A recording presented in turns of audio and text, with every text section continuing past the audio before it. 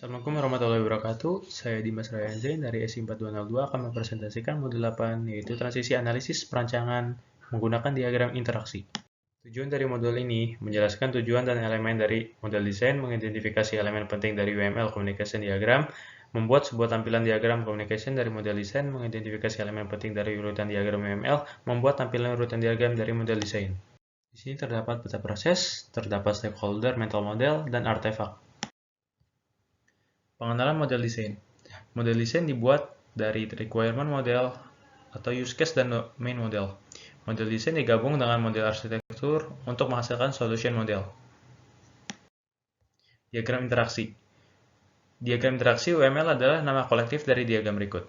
Sequence diagram atau urutan diagram komunikasi yang sebelumnya dikenal sebagai collaboration diagram, serta interaction overview diagram, yang itu kombinasi dari diagram aktivitas dan urutan pecah-pecahan diagram. Diagram interaksi.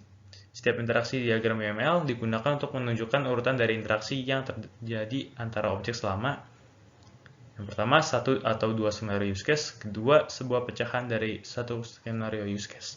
Diagram interaksi UML mungkin juga dapat digunakan untuk menunjukkan urutan dari interaksi yang terjadi antara sistem dan subsistem. Perbandingan analisis dan desain. Analisis membantu Anda model apa yang diketahui tentang proses bisnis yang mendukung sistem, yaitu use case dan domain model. Desain membantu model bagaimana sistem akan mendukung proses bisnis. Model desain terdiri dari pertama, komponen boundary atau UI, kedua, komponen service, dan ketiga, komponen entitas. Analisis robustness. Analisis robustness adalah sebuah proses yang membantu dalam mengidentifikasi komponen desain yang akan dibutuhkan dalam model desain. Berikut diagramnya. Analisis robustness. Input ke analisis robustness yaitu sebuah use case, skenario use case untuk use case itu, diagram aktivitas use case jika ada untuk use case itu, dan domain model. Output atau hasil dari analisis robustness model desain biasanya ditangkap dalam interaksi diagram UML dan komponen desain seperti boundary, service, dan komponen entitas. Komponen boundary. Di sini terdapat agen pemesanan melakukan room request hingga reservation UI. Abstraksi UI layer, sensor, komunikasi, agen pemesanan. High level komponen UI, setiap komponen boundary harus diasosiasi setidaknya dengan satu aktor. Komponen service.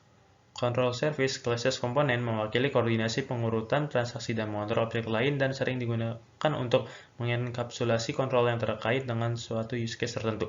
Ini terdapat agen pemesanan sampai reservation service terjadi. Coordinate control flow, isolasi setiap perubahan dalam workflow dari komponen boundary dan entitas. Komponen entitas. Sebuah kelas atau komponen entitas digunakan untuk model informasi yang berjangka panjang dan sering persisten. Bisa dilihat di sini agen pemesanan hingga reservation. Entitas biasanya sesuai dengan objek domain. Sebagian besar entitas adalah persisten. Entitas dapat mempunyai perilaku yang kompleks.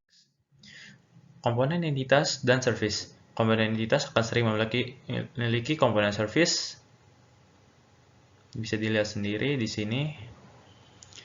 Objek service akan sering mengontrol objek entitas yang sesuai. Objek service dapat mendelegasikan ke service objek lainnya.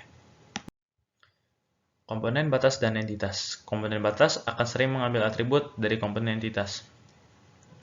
Ini bisa dilihat komponen entitasnya. Mendeskripsikan proses analisis robustness. Pertama, memilih use case. Dua, mengonstruksikan diagram komunikasi atau diagram urutan yang memuaskan aktivitas dari use case. Itu pertama, mengidentifikasi komponen desain yang mendukung aktivitas dari use case, menggambarkan asosiasi antar komponen, labelkan asosiasi dengan pesan. Terakhir, konversikan diagram komunikasi ke diagram urutan dan sebaliknya untuk pandangan alternatif atau mengidentifikasi elemen diagram komunikasi. UML diagram komunikasi dibuat dari elemen-elemen berikut. Ya, bisa dilihat sendiri elemen-elemennya. Mengidentifikasi elemen diagram komunikasi. Variasi dari diagram komunikasi sebelumnya seperti ini. Oke. Mengidentifikasi elemen diagram komunikasi. Pesan dapat mengindikasikan nama pesan, panah arah, mata panah solid adalah pesan sinkron, mata panah terbuka adalah pesan tidak sinkron. Urutan angka mendeskripsikan urutan pesan, catatan parameter diteruskan ke penerima objek, kondisi penjaga mengidentifikasikan pesan kondisional, parameter kembali. Membuat diagram komunikasi.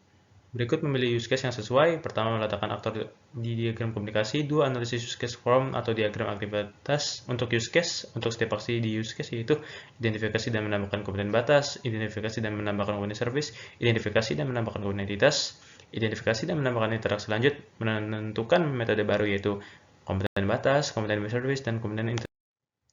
Langkah 1. Pertama, masukkan aktor ke diagram. Masukkan aktor ke diagram komunikasi. Langkah 2. Identifikasi komponen batas. Agen pemesanan membuat permintaan lewat tanggal kedatangan, departure date, DD, tipe kamar yang diminta RTR. Langkah 2. B. Identifikasi komponen service. Objek batas reservation UI menggunakan objek reservation service untuk membuat reservasi. Langkah 2C, identifikasi komponen entitas. Metode make reservation di objek reservation service membuat objek entitas reservasi. Langkah 2D, identifikasi interaksi tambahan. Metode make reservation menggunakan metode find room untuk menemukan ruangan dari tipe yang dibutuhkan setelah menemukan dan memilih ruang kosong. Untuk tidak diperhatikan, metode set rooms menetapkan kamar untuk reservasi. Harga yang dihitung atau tidak ditampilkan ditugaskan untuk reservasi. Langkah 2D. Identifikasi metode tambahan. Metode make reservation dari objek reservation service mengembalikan objek reservasi atau tidak diperlihatkan kabel reservation UI. Metode room request dari reservation UI kemudian menyebut metode get reservation details dari objek reservasi yang mengembalikan rincian reservasi. Ini kemudian akan diberitahu kepada agen pemesanan untuk tidak ditampilkan. Ini lanjutan dari angka 2D tersebut, identifikasi metode tambahan. Contoh diagram komunikasi. Dua diagram komunikasi berikut menampilkan tampilan lebih detail dari create reservation. Yang pertama, skenario primer berhasil, skenario sekunder gagal. Kamar yang ditawarkan ditolak oleh agen pemesanan. Detail yang lebih halus dihilangkan untuk mengurangi kompleksitas. Berikut contoh diagram komunikasi 1. Contoh diagram komunikasi 2. Diagram urutan atau sequence diagram. Diagram urutan yaitu memberikan perspektif interaksi yang berbeda antar objek, bisa digunakan sebagai gantinya diagram komunikasi, bisa dikonversikan ke atau dari diagram komunikasi, terbukti lebih bermanfaat bagi pengembang atau developer. Menyerot waktu pemesanan interaksi. Bagian selanjutnya mendeskripsikan UML diagram urutan. Mengidentifikasi elemen dari diagram urutan. Berikut diagramnya. Fragmen. Diagram urutan mendukung notifikasi fragmen.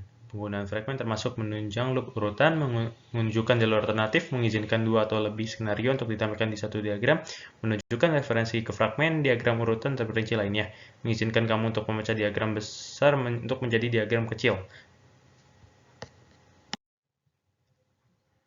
Ini dia contoh fragmen. Contoh diagram urutan. 3 diagram urutan berikut menampilkan tampilan lebih detail dari create reservation. Pertama, skenario primer berhasil dan skenario sekunder gagal. Di satu diagram menggunakan fragmen ALT. Skenario sekunder gagal, di mana kamar yang ditawarkan ditolak oleh agen pemesanan.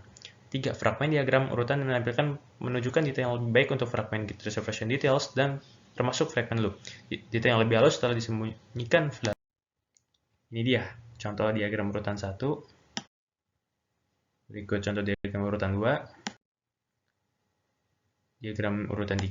Ringkasan dari modul 8 ini yaitu diagram interaksi dapat digunakan untuk identifikasi komponen desain yang memuaskan use case. Interaksi objek dapat divisualisasikan dengan UML, diagram komunikasi, dan diagram urutan. Sekian dari saya. Wassalamualaikum warahmatullahi wabarakatuh.